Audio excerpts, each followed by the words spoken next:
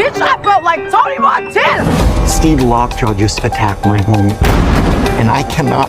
যে কারণে অস্কারের সেরা cinema one battle after another.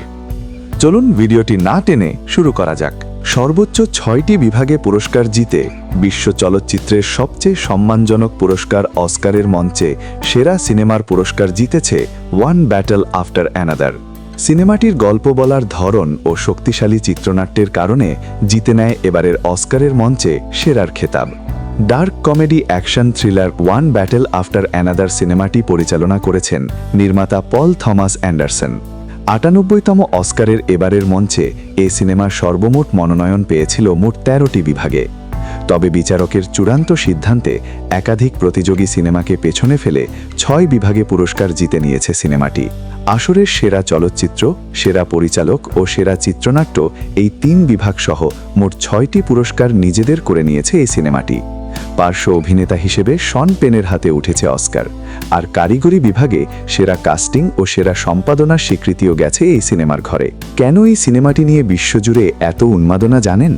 One battle after another শুধু কোনো সেলুলয়েড ফিকশন নয়, বরং এটি সমসাময়িক আমেরিকার এক ক্ষতবিক্ষত রাজনৈতিক মানচিত্র। গল্পের কেন্দ্রে ফ্রেঞ্চ ৭৫ নামের এক অতি বামপন্থী গোষ্ঠী, যাদের এক্সপ্লোসিভ এক্সপার্ট প্যাট, যে চরিত্রে ডিকাপ্রিও দিয়েছেন তার ক্যারিয়ারের অন্যতম সেরা পারফরম্যান্স। ৯৮তম অস্কার পুরস্কার পেলেন যারা। অবৈধ অভিবাসীদের ডিটেনশন ক্যাম্প থেকে বন্দীদের মুক্ত করার লড়াই দিয়ে সিনেমার শুরু, তা দ্রুতই মোড় নেয় এক গভীর মনস্তাত্ত্বিক সংকটে।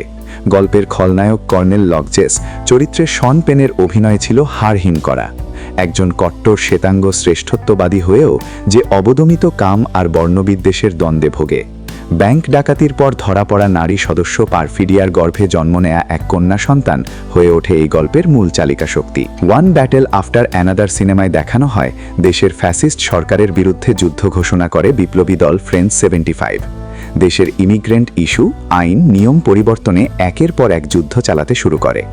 সরকারি বিভিন্ন স্থাপনায় হামলা চালানো শুরু করে, এমনকি পুলিশদের বিরুদ্ধেও সোচ্চার হয়ে ওঠে বিপ্লবী সদস্যরা। তবে ঘটনায় টুইস্ট আসে এক সন্তান জন্মের মধ্য দিয়ে।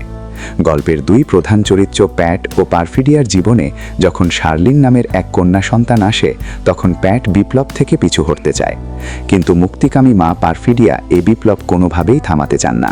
একসময় এমন পরিস্থিতি তৈরি হয় যে বিপ্লবী সদস্যরা একে একে ধরা পড়তে শুরু করে রহস্যময় কর্নেল স্টিফেনের হাতে।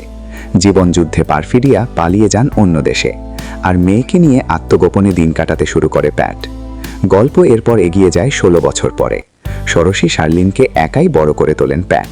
সিনেমার একেবারে শেষ পর্যায়ে ফাঁস হয় শার্লিনের বাবা আসলে প্যাট নয়, সেই কর্নেল স্টিফেন, যিনি তার অবৈধ সন্তানকে হত্যার জন্য ১৬ বছর পর পাগলের মতো খুঁজতে থাকেন। আর অন্যদিকে প্যাট তার নিখোঁজ পালক মেয়েকে বাঁচানোর জন্য হন্যে হরে খুঁজতে থাকেন। একদিকে রক্তের সম্পর্ক, অন্যদিকে আত্মিক সম্পর্ক, যা টানটান উত্তেজনা আর আবেগ অনুভূতির মুহূর্তগুলোকে আরও বিশেষ করে তোলে। আর এই মর্মস্পর্শী বক্তব্যই হৃদয় ছুঁয়ে দেয় অস্কার বিচারকদের। তৃতীয়বার অস্কারের মঞ্চে দুটি ছড়ালেন প্রিয়াঙ্কা।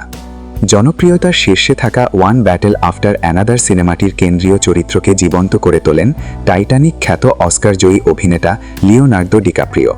সিনেমায় গুরুত্বপূর্ণ চরিত্রগুলোকে আরও প্রাণবন্ত করেছেন শন পেন, বেনিসিও ডেল তরো, রেজিনা হল, টেয়ানা টেইলর এবং চেজ ইনফিনিটির মতো তারকারা।